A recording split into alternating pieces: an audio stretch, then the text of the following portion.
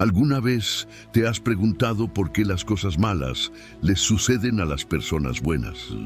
Hoy, en este viaje fascinante, exploraremos uno de los misterios más profundos de la humanidad a través de la historia de Job. Una historia de fe, desesperación y la eterna búsqueda de justicia.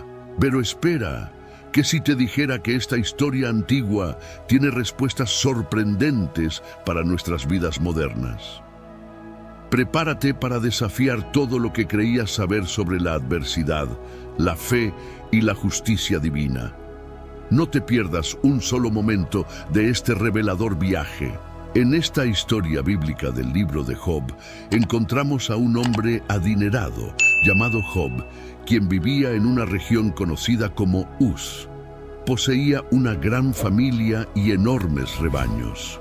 Job era una persona íntegra y justa, siempre comprometido en llevar una vida moral y mantenía una relación muy disciplinada con Dios. En la tierra de Uz vivía un hombre cuyo nombre era Job. Este hombre era irreprochable y honesto, temía a Dios y se alejaba del mal. Tenía 7 hijos y 3 hijas.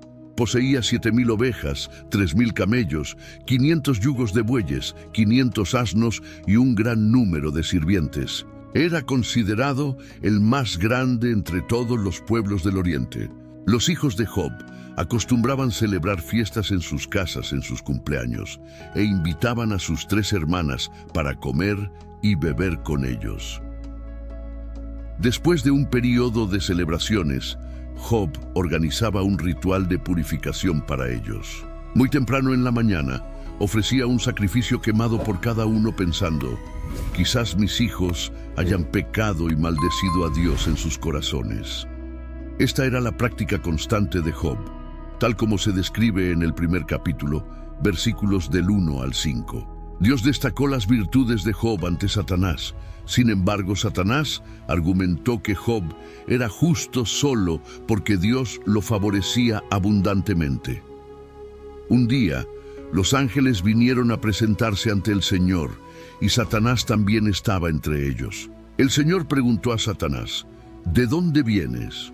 Satanás respondió al Señor, de recorrer la tierra yendo y viniendo por ella. Entonces, el Señor le dijo a Satanás, ¿has notado a mi siervo Job? No hay nadie en la tierra como él, un hombre íntegro y correcto que teme a Dios y evita el mal. ¿Acaso Job teme a Dios sin razón?, replicó Satanás. ¿No has puesto una protección alrededor de él, de su casa y de todo lo que posee? Has bendecido todo lo que hace, y sus rebaños y manadas se han extendido por la tierra.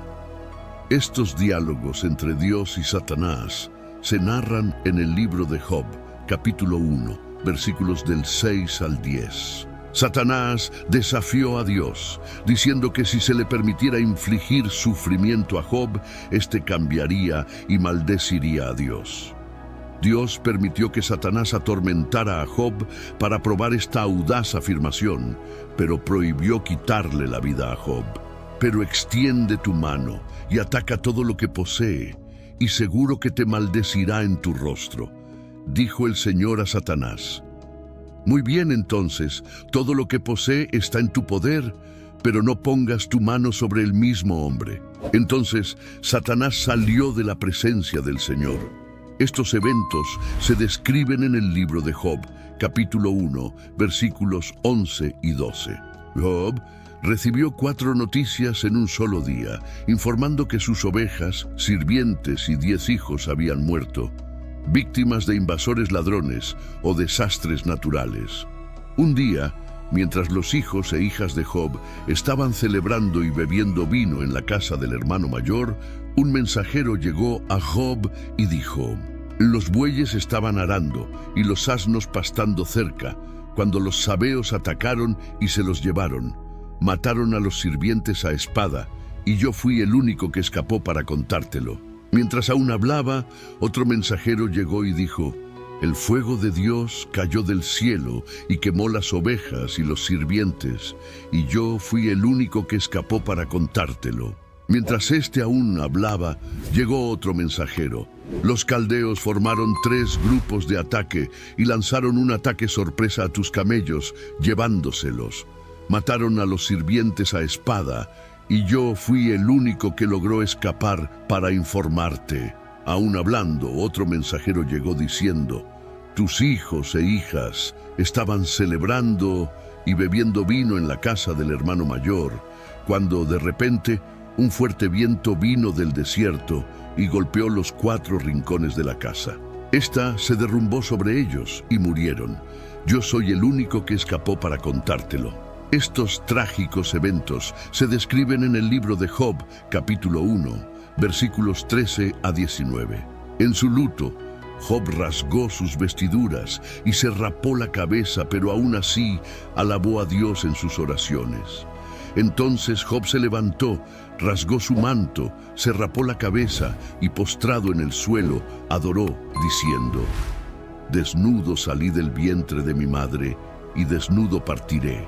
El Señor dio y el Señor quitó, bendito sea el nombre del Señor. En todo esto, Job no pecó ni atribuyó a Dios ninguna falta. Esta respuesta de Job está en el libro de Job, capítulo 1, versículos 20 a 22. Satanás aparece en el cielo de nuevo y Dios le da otra oportunidad para probar a Job. Esta vez, Job sufre de terribles heridas en la piel. La esposa de Job intenta persuadirlo a maldecir a Dios y renunciar a la vida, pero él resiste e intenta soportar sus sufrimientos. 2 tramas se entrelazan hábilmente, una celestial y otra terrenal. Los acontecimientos en la tierra son el resultado de algo que ya ocurrió en el cielo, al igual que hay guerra en la tierra inmediatamente después de un conflicto en el cielo, como en el libro del Apocalipsis. Elifaz, Bildad y Zofar, 3 amigos de Job, llegan para consolarlo, sentándose con él en silencio por 7 días en respeto a su luto. Job habla en el 7º día, iniciando un diálogo en el cual cada uno de los 4 hombres ofrece descripciones poéticas de sus problemas. Job maldice el día de su nacimiento, comparando la vida y la muerte con la luz y la oscuridad. Él desea nunca haber nacido y que su nacimiento hubiera sido cubierto por las tinieblas, sintiendo que la vida solo aumenta su agonía. Elifaz responde que Job, quien anteriormente consolaba a otros, ahora admite que nunca fue realmente consciente del sufrimiento de ellos. Elifaz concluye que el dolor de Job debe ser debido a algún pecado que cometió y recomienda que Job busque el favor de Dios. Bildad y Zofar concuerdan en que Job debe haber cometido algún mal para provocar la justicia de Dios y argumentan que debería intentar demostrar un comportamiento más inocente. Bildad supone que los hijos de Job trajeron la muerte sobre sí mismos. Peor aún, Zofar insinúa que cualquier error que Job haya cometido merecería mucho más dolor del que ha recibido.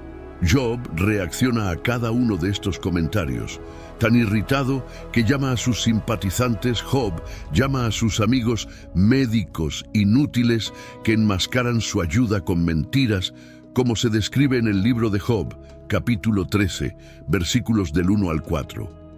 Mis oídos han escuchado y entendido eso. Lo que ustedes saben, yo también lo sé. No soy inferior a ustedes, pero yo deseo hablar con el Todopoderoso y discutir mi caso con Dios.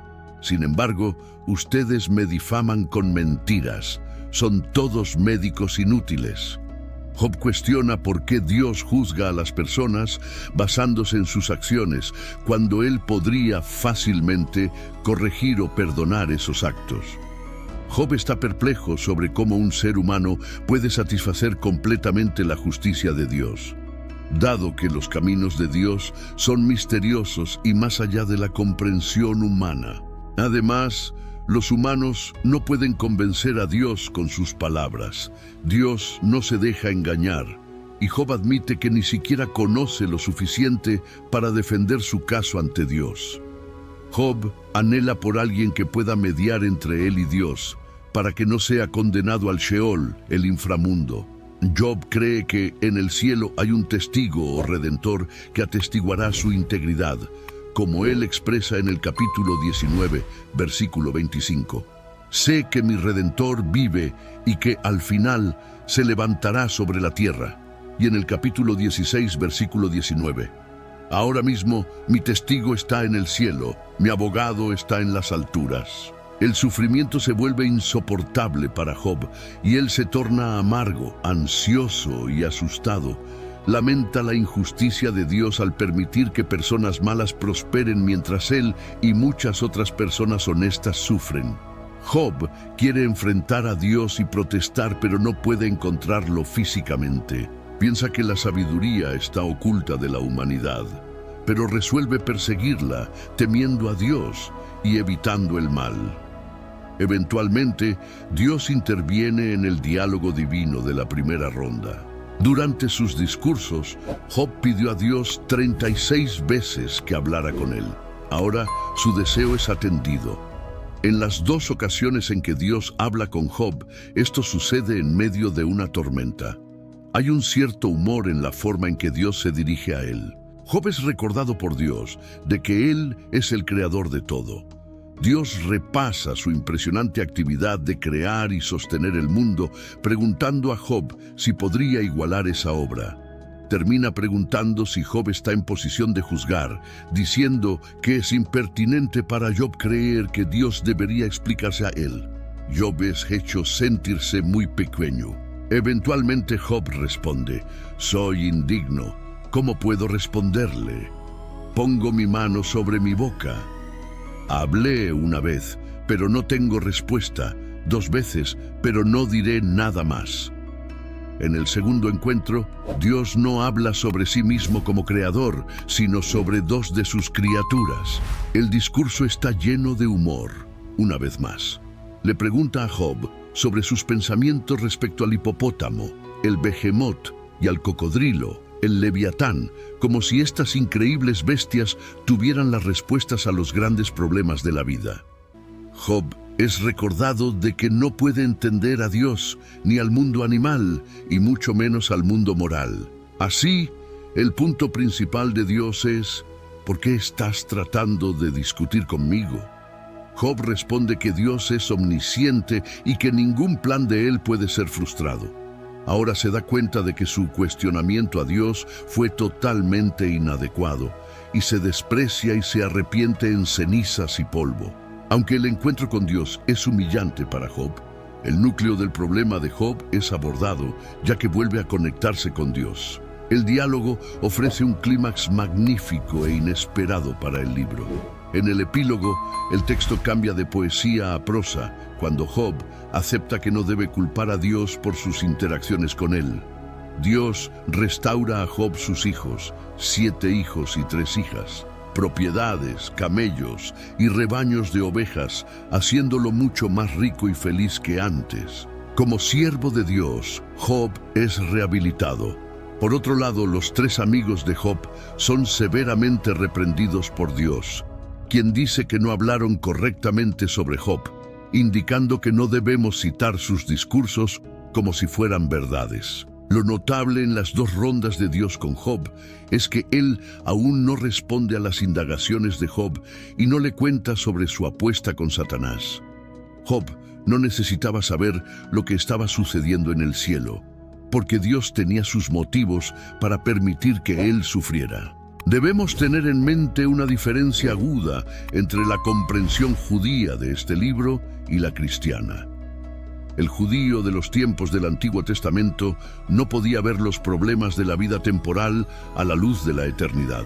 Sentía que la justicia de Dios debería ser vista en esta vida, ya que tanto personas buenas como malas iban al mismo destino, el Sheol, lugar de existencia sombría donde los espíritus partidos duermen. Los cristianos, por otro lado, tienen un punto de vista completamente diferente sobre el sufrimiento actual. Ven la mayor visión del cielo a la luz de la obra de Cristo. El sufrimiento en este mundo palidece en comparación con la vida que nos espera en el cielo. Por lo tanto, solo hay insinuaciones de vida después de la muerte a lo largo del libro de Job. En un momento, Job declara que encontrará a Dios después de su muerte, pero este no es un tema recurrente en el libro y no tiene idea de cómo sucederá. El libro de Job tiene dos tramas principales, la trama divina y la terrenal. El libro comienza con la trama celestial, la reunión de Dios en el cielo con Satanás. Satanás era un ángel cuya función era informar sobre pecados. Era el abogado acusador de Dios, que viajaba por la tierra para informar a Dios cómo eran los seres humanos. En el tiempo de Job, Satanás se había vuelto tan cínico que no creía que alguien pudiera amar a Dios por Dios mismo. Creía que las personas solo amaban a Dios por lo que Él podía proporcionarles. Así se desarrolla un debate entre Dios y Satanás, con Satanás argumentando exactamente eso. Dios pregunta a Satanás si encontró a Job en sus viajes por la tierra. Job me ama porque me ama, no por ninguna bendición que haya recibido, afirma Dios.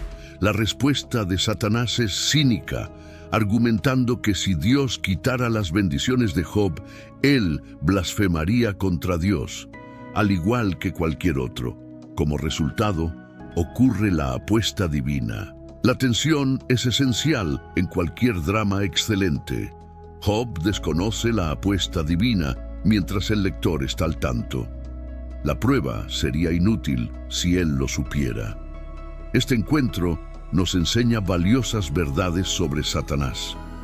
En primer lugar, sugiere que él no puede estar en dos lugares al mismo tiempo. No posee la omnipresencia de Dios. La trama humana, el debate entre Job y sus compañeros, ocupa la mayor parte del libro. ¿Por qué Job está sufriendo más que otras personas? Es la cuestión central abordada. Existen dos puntos de vista. A.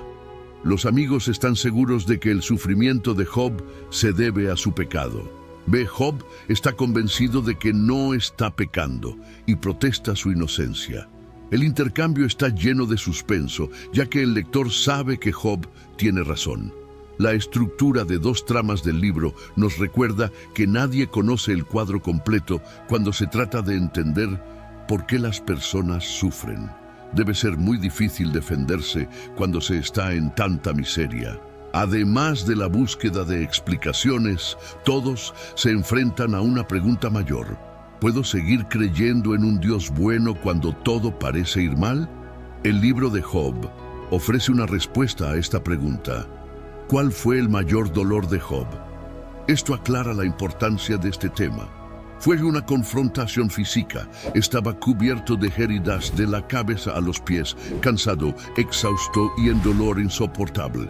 Socialmente, debido a su apariencia física y al hecho de que la comunidad local estaba al tanto de su reciente tragedia, se convirtió en un paria social. La gente caminaba por el otro lado de la calle en lugar de hablar con él, mientras él se sentaba en un montón de cenizas en el extremo del pueblo. Hasta los adolescentes se reían de él. Mentalmente, enfrentó el dolor mental de no saber por qué estas cosas angustiantes le estaban sucediendo, especialmente porque parecía no haber nada en su pasado que lo indicara. Espiritualmente, su angustia espiritual era mucho peor que cualquier otra, ya que se sentía alejado de Dios. Job clamó, implorando a Dios que lo encontrara, hablara con él e incluso discutiera con él. Ese fue su verdadero dolor más insoportable. El sufrimiento es mucho más agonizante si creemos que Dios está lejano y desinteresado. Sin embargo, cuando Job finalmente logró hablar con Dios, las cosas no sucedieron como había planeado.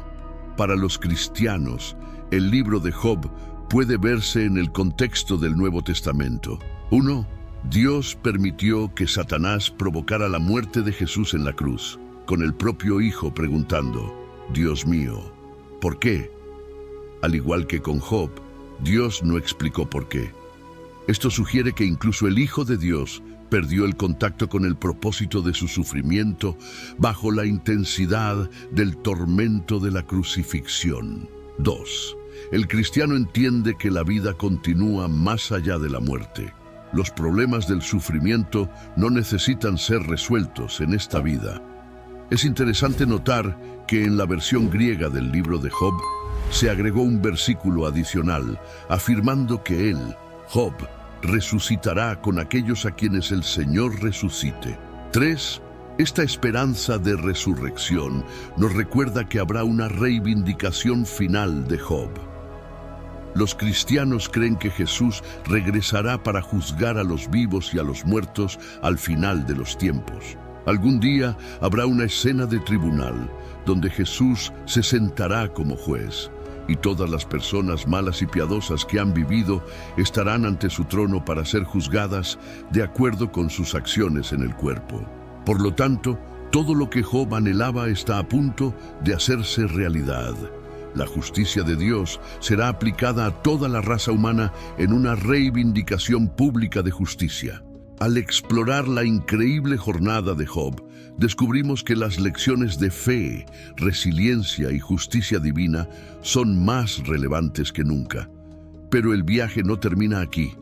Tenemos mucho más para descubrir juntos.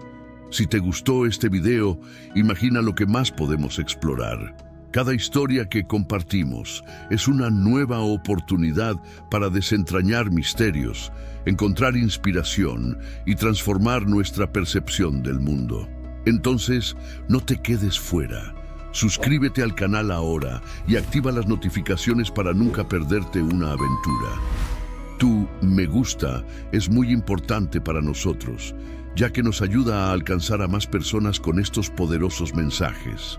Comenta abajo tus reflexiones y comparte este video con amigos y familiares que también se beneficiarían de estas historias extraordinarias. Juntos continuaremos nuestro viaje en busca de sabiduría e inspiración.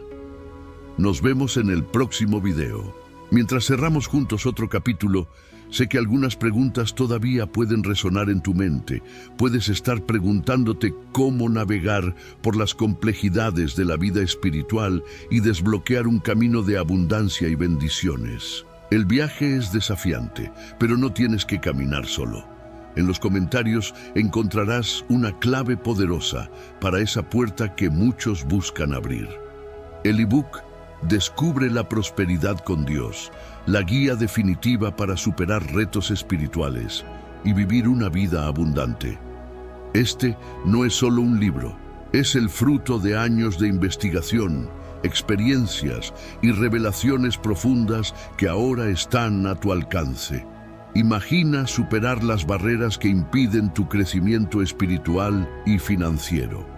Piensa en el confort y la seguridad de vivir una vida alineada con las promesas de prosperidad que te han sido destinadas. Este ebook es más que letras en una página. Es un mapa hacia el tesoro que mereces. Únete a los muchos que ya están recorriendo un camino iluminado por la fe y el conocimiento. El poder de transformar tu vida está a solo un clic. Revisa ahora en los comentarios y comienza tu viaje hacia una vida de plenitud y prosperidad. Recuerda, la prosperidad con Dios no es solo un sueño lejano, es una promesa esperando ser cumplida. Con esta guía, estás un paso más cerca de hacerla realidad. Tu historia de éxito comienza hoy.